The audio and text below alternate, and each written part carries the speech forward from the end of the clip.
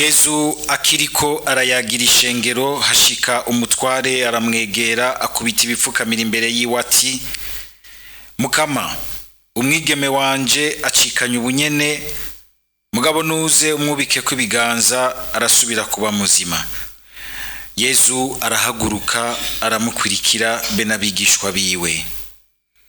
Umugore yaramaze imyaka 12 arwaye umukinya amuca inyuma aramwegera akora ku buyonga bw'umutamana wiwe yibwira ati naho nopfa gukora umutamana wiwe cankira. Yezu nawe acarahindukira aramubona amubwira ati gumya umutima mwananje ukwemera kwawe kuragukijije.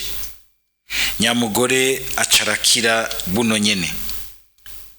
Yezu ngo ashiki butware abona abavuza imyironge n'abandi benshi bakoma induru ababwira ati nimutaramuke uyu mwana ntiyapfuye arasinziriye. Nabo baramutwenga. Bamaze gusohoranya abantu Yezu arinjira afata ukuboko wa mwigeme nawe acaravyuka. Iyo nkuru icikwira muri ico gihugu cose. Dushimagize iyi nkuru nziza ya Kristo.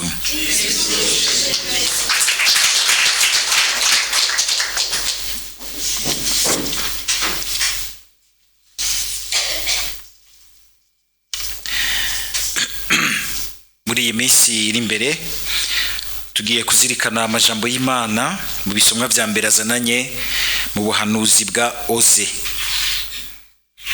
Twaheruka kumva ubuhanuzi bwa Amosi. Amosi nkuko twamubonye yuko ari umuhanuzi na cane Imana irungikana ijambo rikomeye rishingiye ku butungane. Ubutungane hagati y'abana b'Imana, hagati y'igihugu c'Imana. Ubutungane bukomoka mu butungane nyene bw'Imana. Ariko Oze nawe nkuko bahinga bijambo ry'Imana bamwita umuvugizi na cane w'urukundo rw'Imana. Mwumvise aya majambo atuyagiye ingene arimwo urukundo rwinshi, mbere umukama agafatira ku vyashikiye Oze ngo umugore yari yaramuhemukiye kandi umenga yari yaramutaye. Imana ikamusaba iti genda umucure ubimugirire nka kujya ngirira igihugu canje ntigera ndagiterera ngo ndagihebe ngo nuko kimpemukira. Ubwa mbere tumvise umukama abigenza cyo hariho ikintu gikomeye cyane agomba kutubwira. Imana mu budahemuka bwayo ntawe yigera ishibura, n'igihe mbere twe tuyihemukiye nitwe dutarikira kure yayo, si yija kure yacu.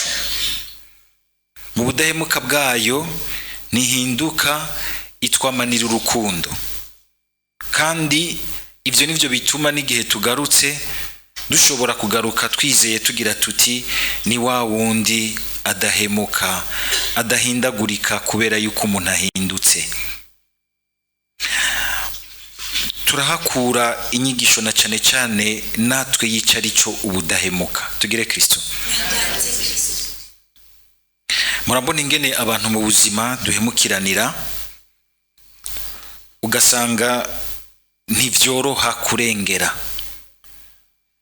Ariko burya imisi yose no mu bucuti bwacu migenderanire yacu nuko amatwibuka yuko kugira ngo dushobore vy'ukuri gushika ahari urukundo ruryoshe, urukundo nogira nti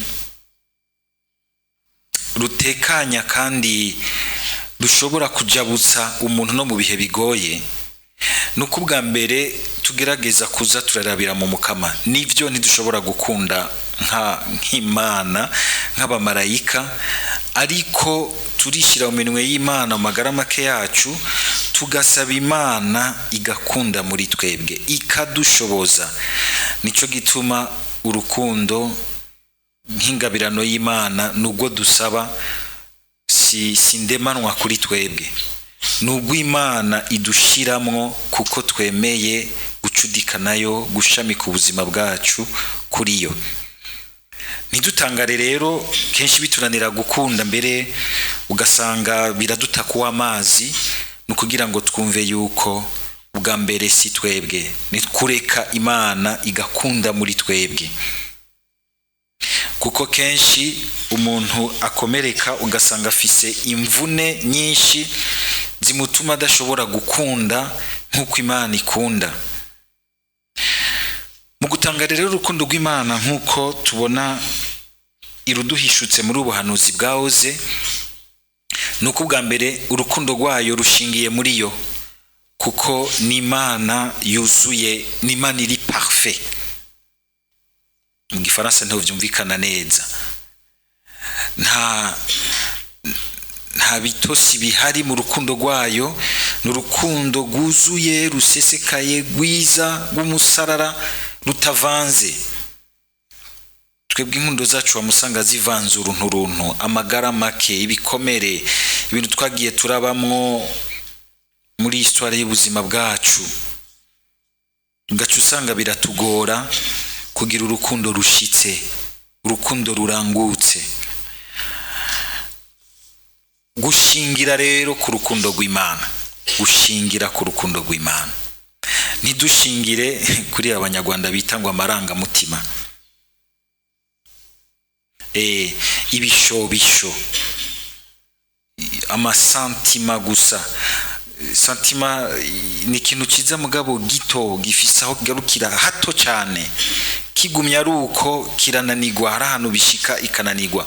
Kuko umuntu iyo akugiriye nabi mu kintu kibabaza, urumva yuko umenga santima zose wamufise kumenga ziraheze.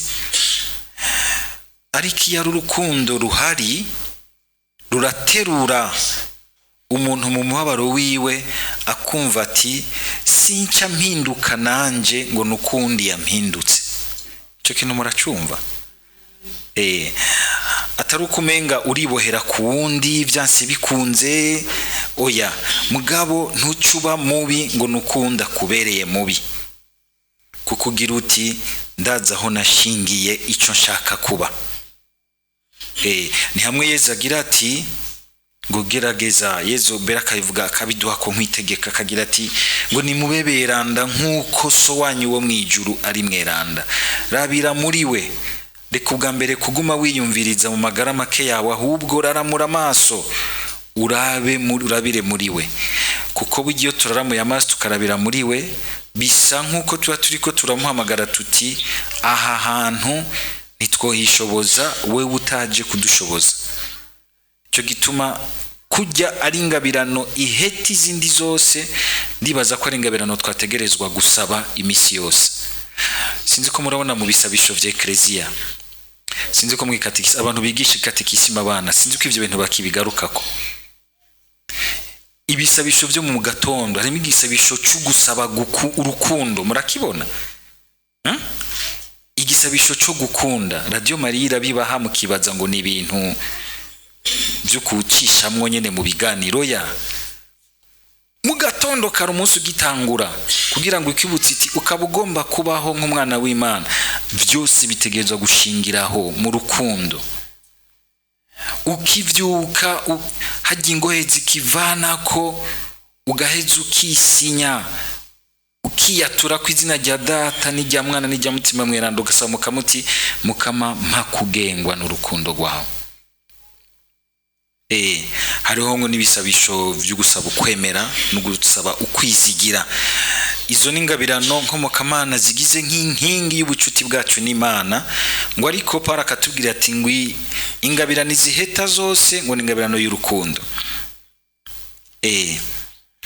Urukundo rukomeye, murumva ingene Imana kugira ngo irondere ishushanyo yo kurutwumvisha, irutwumvisha nka kujya k'urukundo rw'umugabo n'umugore. Umugabo w'abagabo n'abagore muri iki gihe biragoye, biragoye. Naho nyene usanga umenga hariho ingabirano y'uguhoza ko, ingabirano y'uguhoza ko mu gukunda, hajya umugabo n'umugore bamaze kubakana baramaze kumva amajambo bavuga kuri altari, abenshi ari gihe batayazirikana neza ko baba bari mu bintu by'umwakaka, ndarutashe ndamusimbanye, mugabo hariho resabiti ikomeye cyane winjiyemwo, ahubwo bigiye gutangura ibikomeye. Hamwe uzoshobora kwemera kuryama mu ishuka imwe n'umuntu amota umufuke wowe utaronse n'akarahuri, mugabo ukaguma umukunda ugashindiriya. Hamwe mushobora kuba mwanyukuranye ariko mugakika kabavu hamwe ukagira uti nibanga, ikintu kibanga kiriko kirajana abantu. Nzogukunda unkundiye byanse wende rwako na mini kamati njya yangu mafu akazi kawe. Kimwibaza Imana natwe yo tugirira gutyo, mugabo kibagira yuko kuri hateravuze uti ngo nzogukunda ngugwaye canke komeye, igihugu cayo kigwaye Imana ntikigiheba, kikuye kwa gashambara kikimaramaza mu yandi makungu kikaja kunuranura gusenga izindi mana mu bumaraya mu byo gusenga, Imana ntigiheba, iguma irondera ikagira iti nzosubira ndagutwara ahantu, subira muri cya kiyago, kumbure muve no muhira mugende ku kiyaga mwicare musubire muganira urukundo rwanyu. Hari n'igihe abantu mu kuganira ibintu bigaruka buke buke, n'Imana ikazana ikiyago mu rugo rwayo n'igihugu cyayo kirahambaye rwose. Mugabo birashoboka ugasanga n'umuntu ntakiguha n'umwanya w'ikiyago, mugabo gumugira uti ndazi wewe mu kukwemera sinakwemeye ubwa mbere ubwawe wewe wenyene, hejuru yawe hariho ikintu nemeye mucondi, nemeye kuba umuntu w'urukundo, sincamba ikindi kintu ngo nuko we wahindutse wampindutse, sinca nta umuhango wanje ngo nuko wewe uwutaye, mu kugumya umuhango wanje mu Mana nawe ndazi ko ndakugumirije hazoza igihugaruke. Ashobora no kugaruka ku munota wa nyuma ariko aracikana. Nibanga rero ni alliance. Abenshi bagira mariage nk'amakontra. Amakontra murazi ko ari ya munsi basobekamwe akantu byanse ko twumvikana ni mu majuridiction hama badutandukanye batwarbitre tuvane kontra ihere. Mariage si kontra ni alliance. Uku ni Imana yunga isezerano, yunga alliance n'igihugu cyayo n'urukundo rudapfa. Nibuke na kumwe Paulo arugaruka ko muri rya baruwa yandikiye abanyekorenti, urukundo rurihangana, rwemera vyose, rurinda vyose, ntiruhera. Bishobora kushika hakagira gacamwo ariko ntirurekura ngo rutane n'ikigazuzo. Rurashobora kubabara rukihangana rugatwara buke buke gushika rushikanye mu Mana. Nico gituma ko bitoroshe mubona ku munsi tuza kuri altari y'umukama kurusaba. Biragoye ingene wokunda umuntu mubana ugasanga wewe sikwa kwakira mu rukundo, aguca inyuma, akuvuga ibiki, arakonona mu bandi, kandi acitse imbere yawe akagutwengera, kandi urabizi, kandi utegerezwa nawe kumukunda, ugateramira umunsi ububasha bw'urukundo umufitiye, ububasha bw'urukundo Imana imufitiye ruzosanzaza ivyo vyose. Hakazoza igihe rukamumaramaza akagira ati kubera iki nagumye nsogota umuntu kandi ari ngaha atakinda shakira atari urukundo. Birashika bigashika no ngaho hamwe Yesu agira ati kunda n'abansi banyu, urukundo rwanyu guzura inguvu z'Imana rutebe rutsinde kibi kimukoreramwo ruze rumuhindukize. ruze rumara amazi kibi kiri muri we gihunge ahindukire. Kandi iyo umuntu ahindukiye gutyo nta muntu azogukunda mu nyuma, nta muntu azokubaha mu nyuma nk'uko. Kuko urukundo mu bintu biruserura ubwa mbere harimo kubaha, gusonera uwundi, kumuha ikiyago, kumuha ijambo, kumuha iteka. Imana ikagira iti nzotwara igihugu canje ahiherereye kinyagire, naco nyene kimbwire, igihugu canje kimbwire.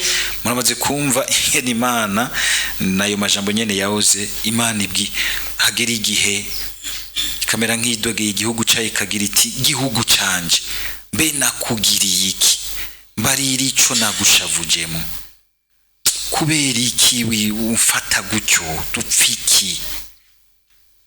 Nakaryo keza kugira ngo urwo rukundo Imana idufitiye rudutera ikibazo, turaba ingene natwe turugira umugambi w'ubuzima ku munsi ku munsi.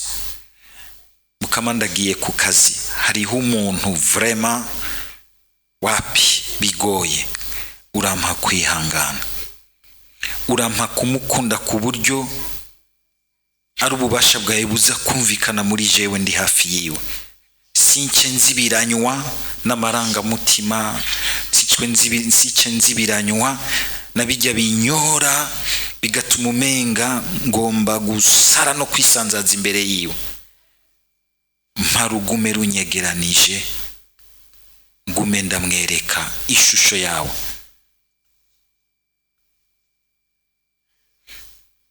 Ntivyoroshe, nagiwe ndiko ndayibigisha, biraryoshe kumva mu majambo, ariko hageze mu ngiro birarura. Ni kagatabo twumva Yohani mu vyahishuri wagira ati ngo gafunguye karasosa. Mumaze kumva ibe ko aririmba urukundo meme n'abafariyaza iba ariko barawirimba mwumva ruryoshe, umva umenga waguma wumviriza. Abakenyezi bumvira mu gutwi bo baca yacagira bagaca sinzira nk'ingurube bariko baragaza. Ariko iyo hageze ko rugukomeretsa kandi ico gikomere ukacakira ukakirengera kugira ngo ntirutakare bikagora. Ndibuka tukira abadolescent bo ntavyo bakigira, twara turungikiranira utujambo kugira ngo wereke ko mugenzi wawe mukunda, ukamurungikira agatima mugabo kaciyomwo n'umwami. Ubu ntibagishira mu mwami, ujya mwami n'umwami wibanga. Nawo nkomeretsa gute sinshobora nzogumana umutima gukunda. Tukibigira ntitwamenye ico bisigura. Ngo umuntu uyu munsi arabizirikana akavuga ati ubu rero nikindi kintu. Ariko kandi twibuke yuko urukundo rwacu dutegerezwa kwa maturutwara, tugaheza tukarutwara mu mihamagaro yacu. Urukundo usangirana naka mu muhamagaro wiwe harigera udashoka rusa n'ugusangirana naka mu muhamagaro wiwe. Nk'ubu ntushobora kunkunda patiri nk'uko ukunda undi muntu aho hanze. Najiwe sinshobora kugukunda nk'uko umusore yokunda umwigeme. Ariko muri vyose urukundo rugaserukira mu kungene urondera ku wundi agira iteka giwe ryose imbere y'Imana no muri ubu buzima. Dusaba Mukama ubuhinga bw'urukundo nka bumwe Tereza w'umwana Yezu yarafise. Nigo rushobora gutuma ibisabisho vyacu biba ibigira ico bivuze imbere y'Imana. Nigo rutuma ubutumwa bwose dukora bugira kanovera, bukagira ububasha bwa mutima mweranda. Nigo rutuma nugira nibiremera ubuzima bica biremuruka. Nigo rutuma umworo aruhuka ku mutima. Nigo rutuma umutunzi atanigwa ngo apayugwe n'amatungo yiwe.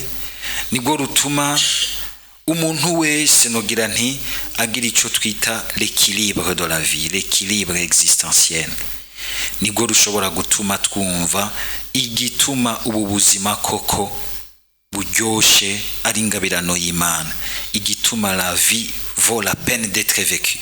Atarukundo ruhari ntaco bivuze. Amatungo yo kururira, ubuki bukarura, atarukundo ruhari n'ubuki burarura. Nibwo rutuma ibintu byose ntaho bya biremereye gute bishobora kuremurukwa. Urukundo ni vyose. Dusaba umukamo uyu munsi ko yanutsa tuyagira ya majambo atugabire l'art et l'élégance de savoir aimer. Ndayo yipfurije mwese. Amen.